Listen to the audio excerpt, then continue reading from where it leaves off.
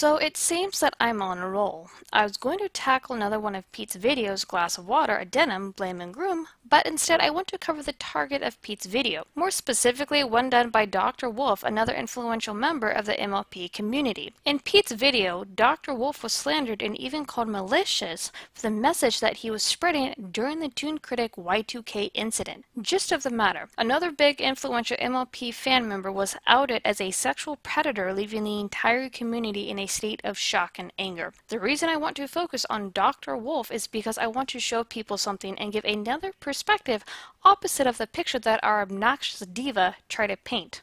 Shall we? Greetings, everyone. I've been receiving multiple messages asking about the current situation within the fandom.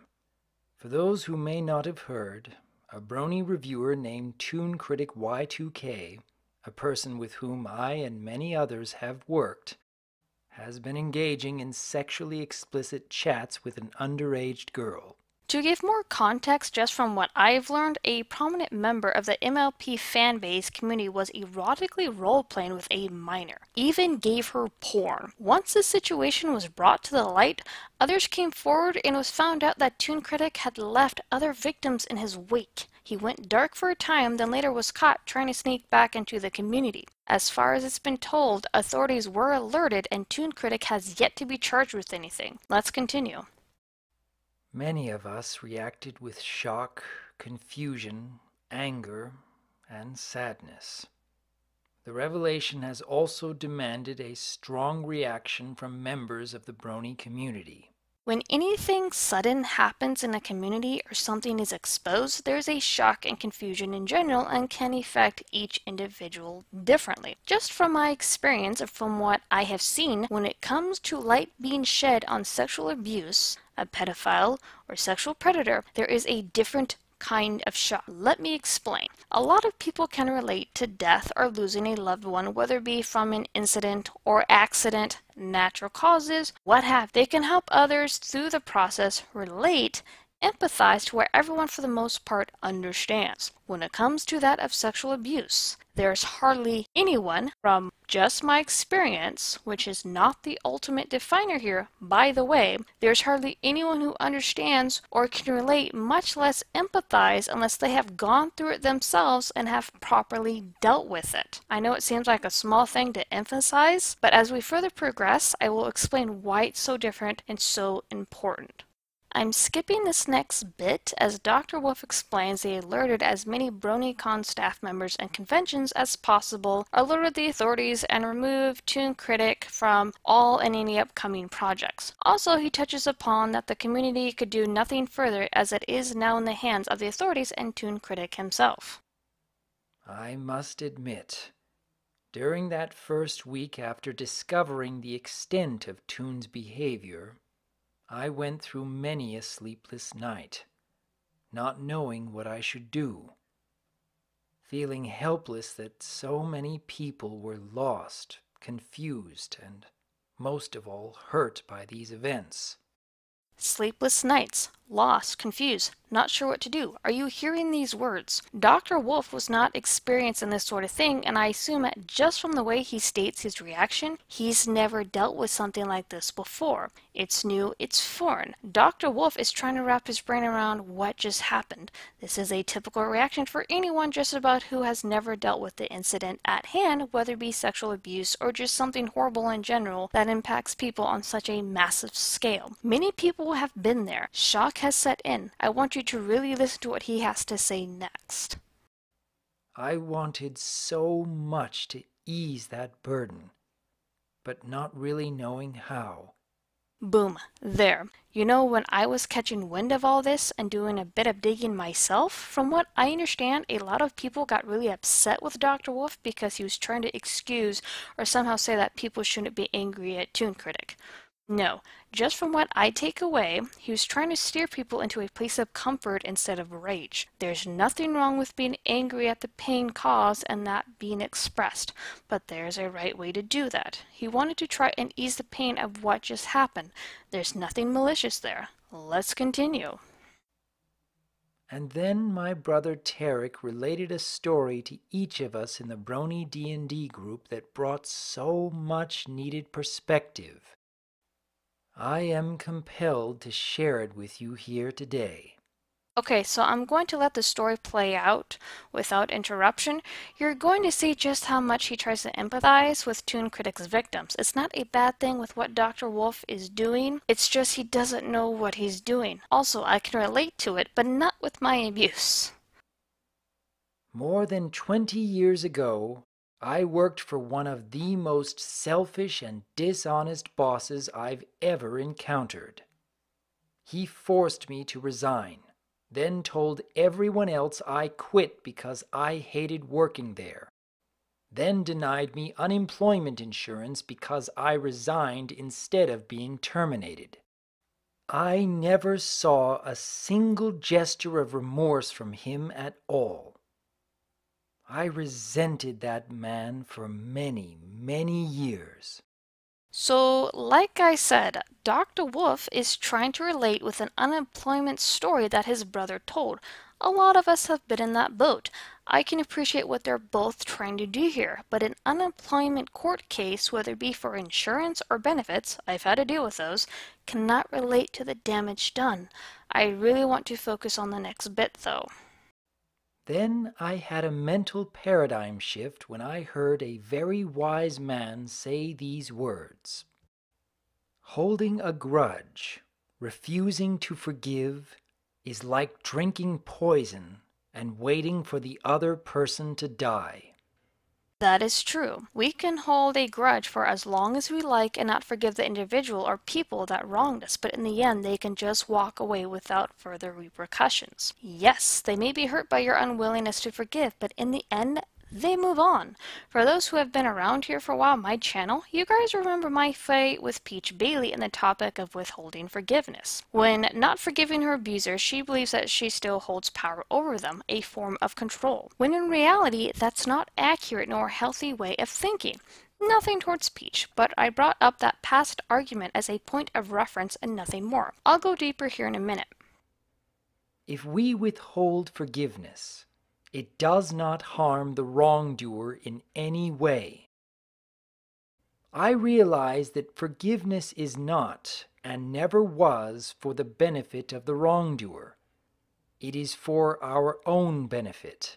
As I look at my past argument with Peach Bailey and starting to work through my own hurt, when it comes to the ramifications of sexual abuse, we find out that there's a sudden grab for control. Because of what happened to us was out of our hands, we somehow want to take that control back, never allowing ourselves to fall victim or taking that power back from the abuser. It's a nasty illusion. It's one that I'm learning how to see through more clearly.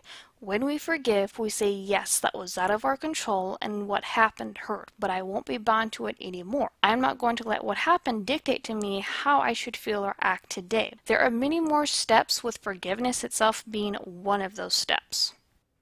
It is what enables us to finally release the anger, the resentment, the hurt, the poison that slowly turns our hearts black.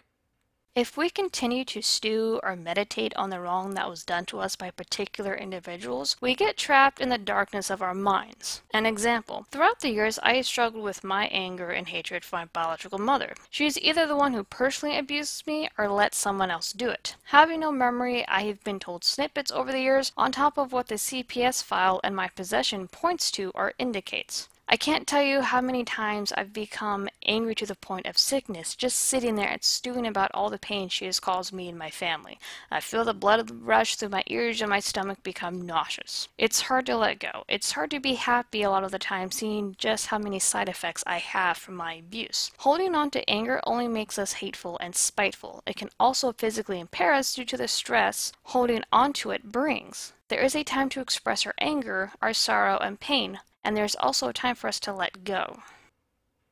We don't say, I forgive you, to tell the wrongdoer that everything he did was okay and forgotten. We say, I forgive you, to tell the wrongdoer that his behavior will no longer poison our lives, will never again force us to relive the ugliness of the past. And here's where we have to stop and change course. I do agree with Dr. Wolf on forgiveness, but only up to this point. I will agree with Lily Peet on one thing only. Forgiveness is not the first step of dealing with or healing from sexual abuse. Some of the very first steps include admitting that you were sexually abused, whether it be verbal, physical, visual, or psychological, addressing that abuse, looking back at how it occurred, grooming, and begin dealing with the pain, shame, and contempt that comes from the trauma. Then you go further and learn how to set up healthy boundaries, opening your heart again, etc. Forgiveness comes later, but not right away. First, the victim has to process what happened and not go into denial or block it out. With learning to heal and grow past her pain, many victims experience triggers and flashbacks. Forgiveness does not wipe away the pain or the scars left behind, Dr. Wolf. Forgiveness, in the end, is what sets us free. That really changed the way I look at forgiveness. And now, even though forgiving is still hard to do, I always work to succeed at it because I know it will help me to be a better person.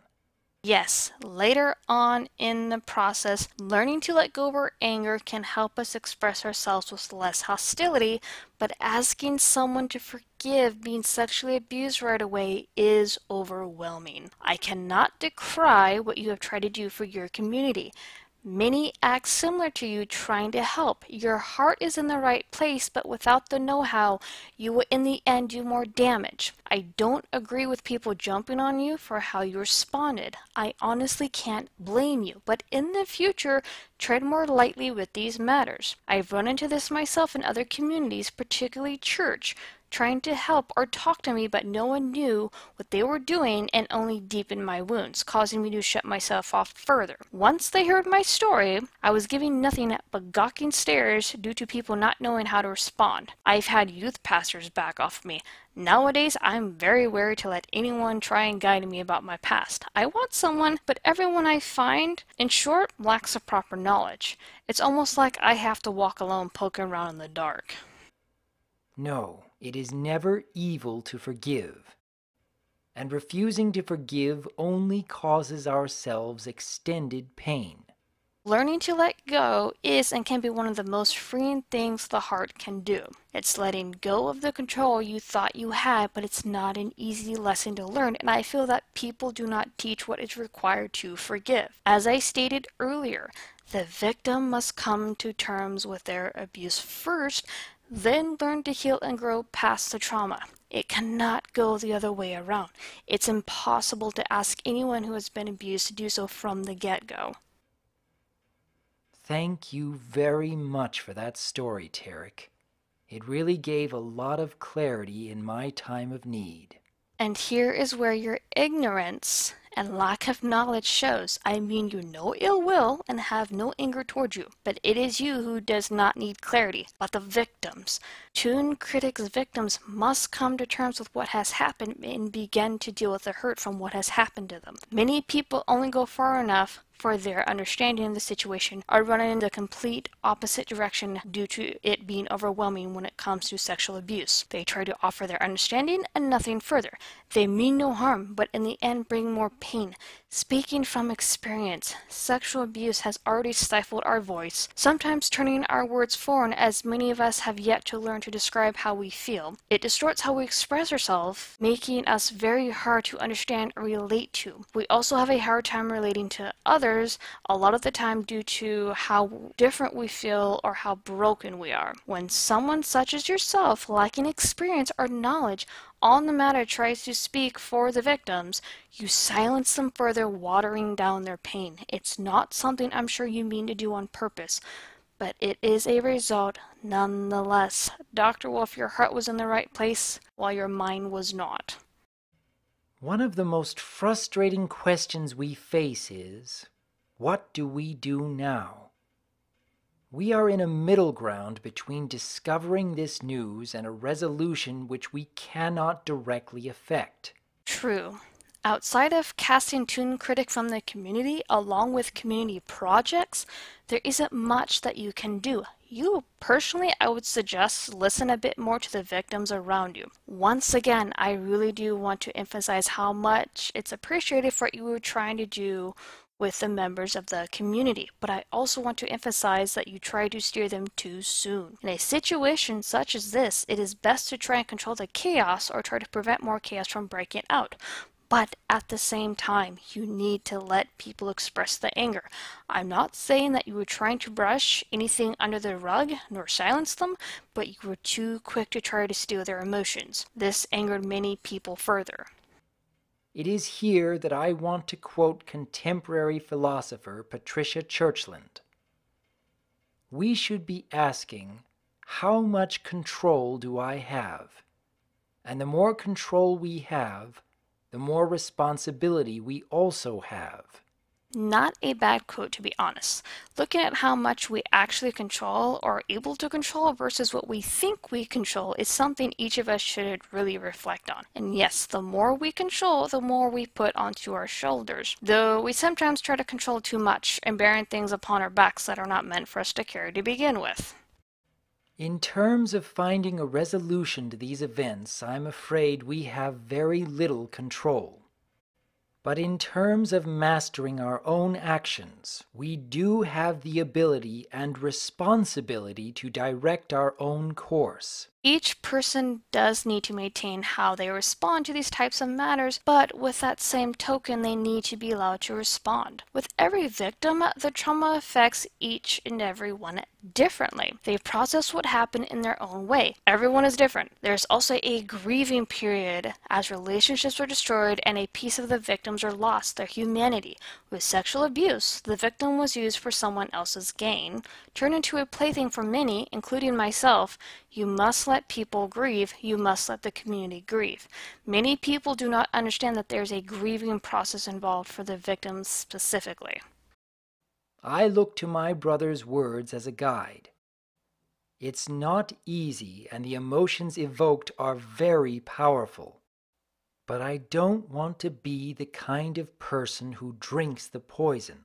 Dr. Wolf, your brother may be your guide, but to a lot of other people, no, he can't be. Not in regards to dealing with abuse. An unemployment court case, a battle with your employer, cannot relate to the damage done. I'm glad you look up to your brother, and just from you saying so, it sounds like you have a good relationship with him, but he cannot be a spearhead for how to deal with what has happened. You mean well, and I see that many appreciate that, but this is one of those situations where you can't jump in and expect to steer everyone just fine. That goes for anyone, including me. I'm no authority, but can relate to people trying to help me who had no idea what they were doing or how to go about helping me. I'm sure I'm not the only one in that boat. I'm glad you forgave Toon Critic, but you have to let people walk out that process and forgive him in their own time if they choose.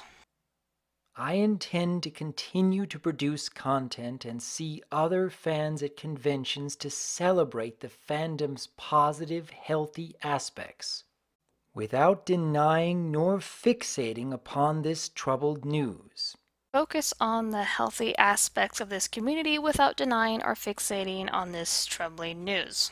Dr. Wolf, at the time of your video, it just happened. People were still trying to process what happened with the victims still coming forward. Victims walking out their trauma, dealing with the pain is not fixating. Yes, it's unhealthy to constantly stew on it and not go through the emotions that come about, but once again, you have to let people process. It's now March, almost April. People are still going to be walking out what happened to them and still talking about it, trying to deal with their hurt. Yes, this video was done in late February, but this is something else I want to emphasize. A time span for each person to heal and grow from their abuse is different from the next. It could be a couple years from now that many in the MLP community are at a better stage with this than they are now. I'm not kidding. This stuff is intense and very hard to deal with.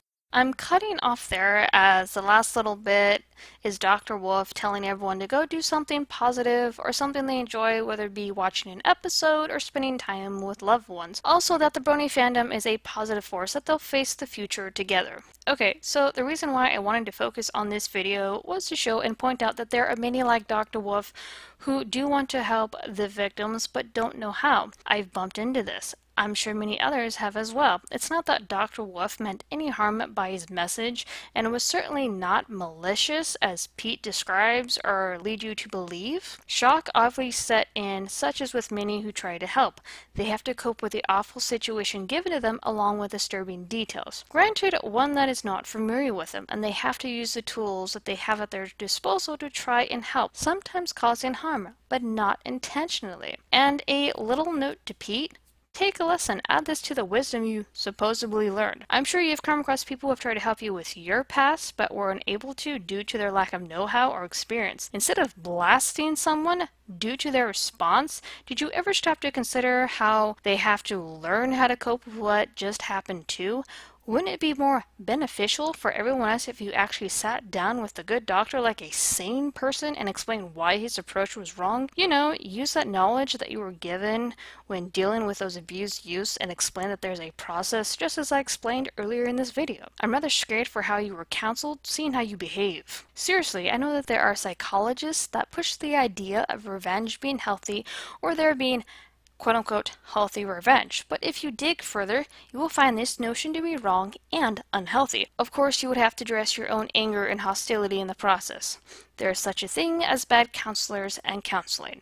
Anyway, forgive the length of this video. I wanted to be as careful as I possibly could with it. Hopefully I was able to do that. No, I'm not an authority of any kind, just someone with some experience. My experience clearly does not speak for all, but I hope with the analysis of Dr. Wolf's video, it can shine the light on some things. I hope I wasn't too harsh on you, Dr. Wolf, and I hope that you can understand where I'm coming from to a degree. You care for your community, and that much is shown.